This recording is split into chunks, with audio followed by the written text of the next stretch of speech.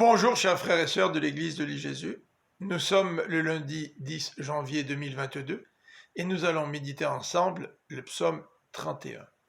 Dans ce passage, David exprime sa confiance en l'Éternel, mais il lui lance aussi un cri pour qu'il le délivre. Dès le verset 2, David affirme « En toi, j'ai un refuge ».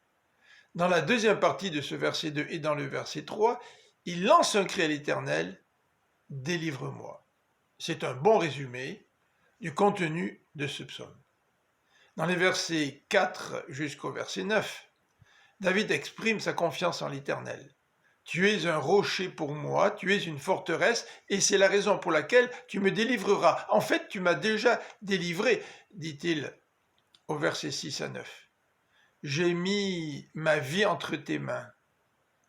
Je hais les idolâtres. Je me confie en l'Éternel, un Dieu qui est rempli d'amour. » Dans les versets 10 à 14, David va de nouveau lancer un cri à l'Éternel.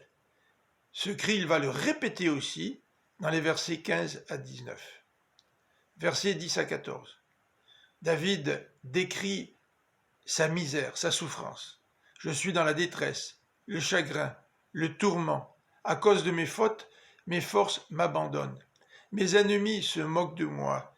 Ils disent des médisances à mon sujet. Ils complotent pour me tuer. Même mes amis ont peur de moi. Ils s'éloignent de moi. Ils m'oublient. » Voilà son cri de détresse. Mais au verset 15, il va de nouveau exprimer sa confiance en l'Éternel. « Je me confie en toi. Mes destinées sont dans ta main. » Et ces paroles de confiance sont suivies d'un cri. « Délivre-moi de mes ennemis. Manifeste-moi ta bonté.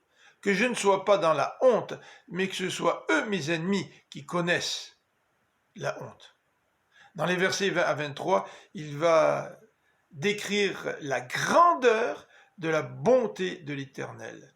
L'Éternel qui lui offre un refuge. Il va le louer. Loué soit l'Éternel qui m'a manifesté son amour et qui est venu à mon aide. Il termine le psaume dans les versets 24 à 25 en disant « Aimez l'Éternel ». Il lance un appel au peuple de Dieu. « Soyez forts et courageux, vous qui vous attendez à l'Éternel. » Oui, cela décrit souvent notre situation. Nous avons confiance à l'Éternel et nous crions en même temps pour qu'il intervienne. Nous savons qu'il nous a déjà délivrés dans le passé. Nous savons qu'il va nous délivrer dans l'avenir. Mais c'est difficile. Et malgré cela, nous continuons à placer notre confiance en l'Éternel. Je vous souhaite une bonne fin de journée.